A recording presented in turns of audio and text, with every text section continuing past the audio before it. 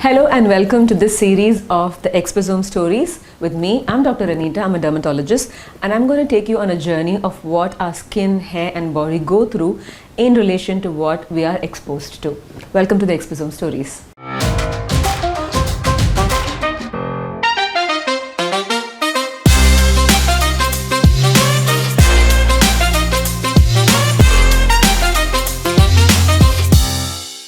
Today we're going to talk about the idea that there are so many things that are happening around us which play an important role in how our skin, hair, body, overall health behave, and we're going to try and deconstruct some of them for you so that you can understand which influences can be used to an advantage and which influences need to be downplayed a little. So let's start with the Kuti story. So this is an old Indian folk tale, but I think it has a lot of relevance to what we're going to be discussing in the days to come. Once upon a time, there lived a wise old sage who was known for his amazing ability to read the fate of people. Now, if you remember back in those days, it was understood that as soon as the baby is born, the god or the goddess of fate comes over and writes the fate of the child and whatever the child is supposed to be doing in the future. And the understanding is that no matter what happens after, the fate cannot be changed. Now, this person, this sage, was able to read the fate of the babies, and so he was very popular for this particular talent of his. And one day he hears that his own nephew, a wealthy diamond merchant in the parts, has had a baby boy. He rushes over to see his nephew and is asked by everybody to read the fate, of course. And then when he reads, he sees that the boy's fate is such that he will be living off a business of selling salt, carrying the load of salt on the back of a donkey and hawking it door to door, road to road. So that is the fate that is written on the forehead of this baby. And of course, everybody is completely dismayed. What a fate, for anybody. But then nothing can be done about it. Fate is fate, and everybody goes on their way. Years pass by, and the sage now happens to be passing through the village of this nephew again. It's almost a good couple of decades, and he wants to check in on his nephew. And when he goes in to see his nephew, it is as per what fate has planned. The boy is living in penury in a hut with his donkey out front with the heaps of salt next to it. Because one peculiar thing about humans is that the minute we think we know our fate, we resign ourselves to it. And that is what pretty much the boy was also doing. The uncle felt quite sad and then said, okay, let me go back and reread the fate on the forehead. So he goes back and reads, it still says salt, donkey, sail and so on. So suddenly he has a brainwave and he tells the boy, it does say sail and donkey also on your forehead. So go ahead and sell the donkey. And that's what the boy does. But then this upsets the whole plan of fate. So the story goes on, the folklore goes on such that every morning there's a donkey standing by his door because that is what he's supposed to do. It is his profession to go and sell salt on a donkey. But now with a twist, the boy has managed to go on to become a trader of donkeys, and that's how the story goes on. And last heard he's diversifying into skincare ranges made from donkey's milk, which is all quite the rage right now. But what does this story have to do with our discussion today? I'm coming to that.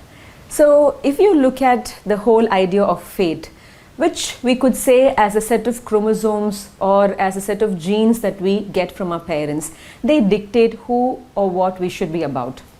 And then we have something called the environment that we are exposed to, the ideas, the thoughts, the environmental processes that happen, the climate, the weather, the nutrition and so on. All of these together have a very important role in how the fate plays out. So I want to introduce you to three concepts. The first one is called genetics, or what we could call as fate, or what we basically inherit from our parents.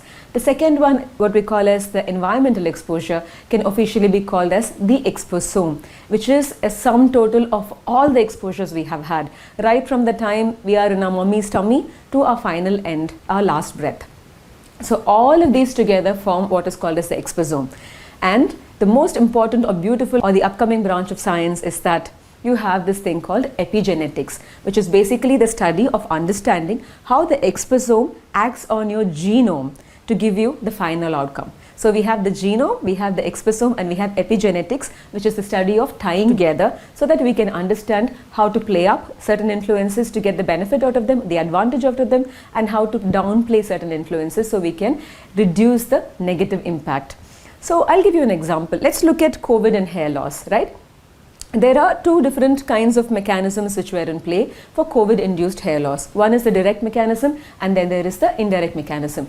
The direct mechanism is such that just like how the virus caused small microclots in the blood vessels that supplied the vital organs, there are also small clots of blood, microclots, that actually blocked the blood supply to the hair follicles. So the hair follicles weren't given any blood, so they went into the resting phase and they started falling out, what we call as the telogen effluvium.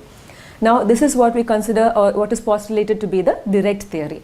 Then you have the indirect causes of hair loss in a person who is not really exposed to COVID as much as having the disease, but who happens to be living in this pandemic time. Now, when COVID happened, lockdown happened, many of us were at home. We had weird work cycles. We couldn't get off from work in time. We went on for extended periods of work. Our sleep cycles were completely short, so our hair cycle was disrupted, and that caused hair loss. The other thing was that there was a certain period in lockdown when we didn't have access to fresh food and stuff, so there was a nutrient-related hair loss. Of course, we went through immense stress, having loved ones go through the process, or even worse fates than that, and then we had to undergo a lot of stress, and that caused stress-induced hair loss.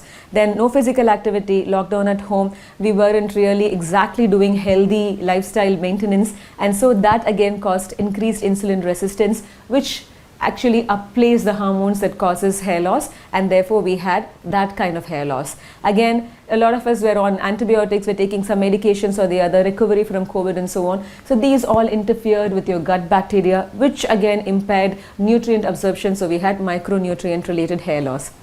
Literally, we had a whole lot of causes for hair loss which were only indirectly linked to COVID. So does that mean the exposure is everything? Not really. If you go back to the direct mechanism, I spoke about how there were blood clots in the vessels that supply the hair follicles.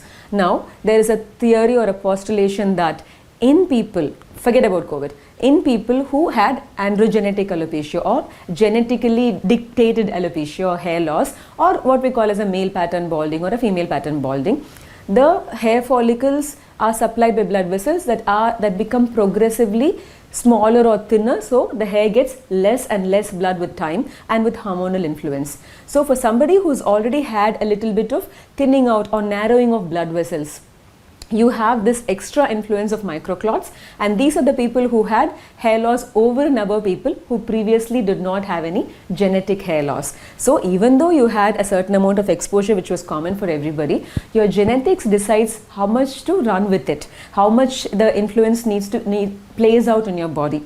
So there is this beautiful interplay or beautiful intertwining of environmental exposures, your own genetics, and how we manipulate these influences to make the most out of it, which is what comes into this science called epigenetics.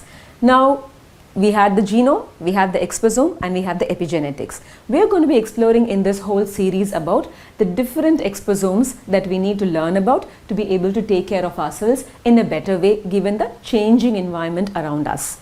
I'll be meeting you shortly with the anti-aging exposome, where we talk about all the things that cause skin aging. But before I go, here's a moral of the story.